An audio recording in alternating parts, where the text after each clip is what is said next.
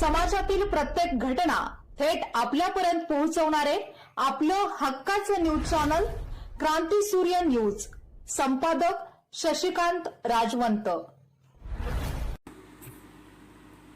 स्वर्गीय डॉक्टर पतंगरावजी कदम साहेब व विद्यमान आमदार डॉक्टर विश्वजित कदम उर्फ बाळासाहेब यांनी पलूस कडेगाव मतदारसंघाचा भरीव असा विकास केला। स्वर्गीय डॉक्टर पतंगरावजी कदम साहेबांनी तर विकासाची गंगाच या मतदारसंघात आणली।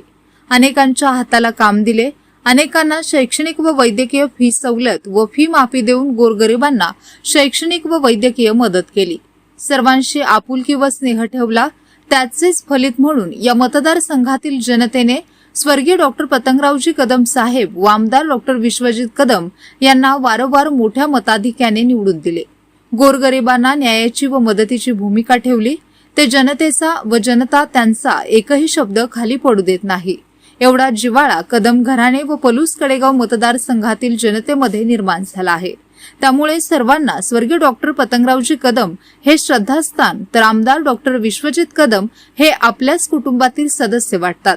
परंतु गेल्या काही महिन्यांपासून पलूस तालुक्यातील भिलवडी, नागठाणे, अंकलखोप, वसगडे, खटाव, ब्रह्मनाळ आदी गावांमध्ये आमदार डॉक्टर विश्वजित कदम यांच्याकडून या भागाकडे अपेक्षित लक्ष दिले जात नसल्याची चर्चा सध्या कार्यकर्त्यांमध्ये सुरू आहे।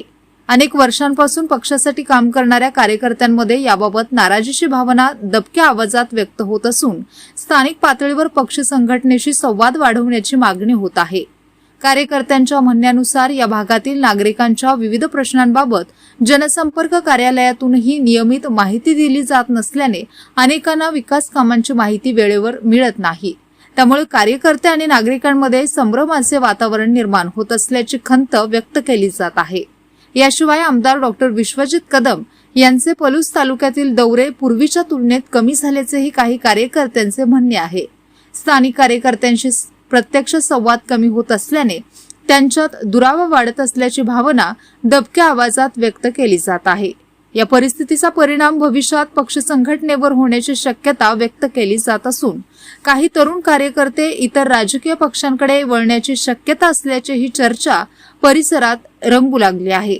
यामुळे बाळासाहेब आता तरी भिलवडी आणि परिसराकडे विशेष लक्ष द्या, कार्यकर्त्यांशी संवाद वाढवा आणि स्थानिक प्रश्नांना प्राधान्य द्या। आजपर्यंत आपण अनेकांच्या हाताला काम दिले आहे, परंतु अजूनही बऱ्याच कुटुंबातील मुले उच्च शिक्षित असून देखील बेरोजगार आहे।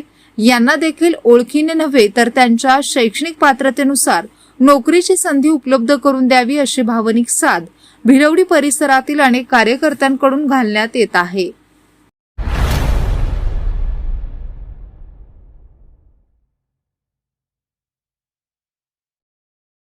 क्रांती सूर्य न्यूज। संपादक शशिकांत राजवंत। सबस्क्राइब करा,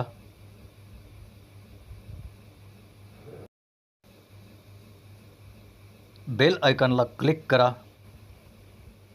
आणि लाईक करायला विसरू नका।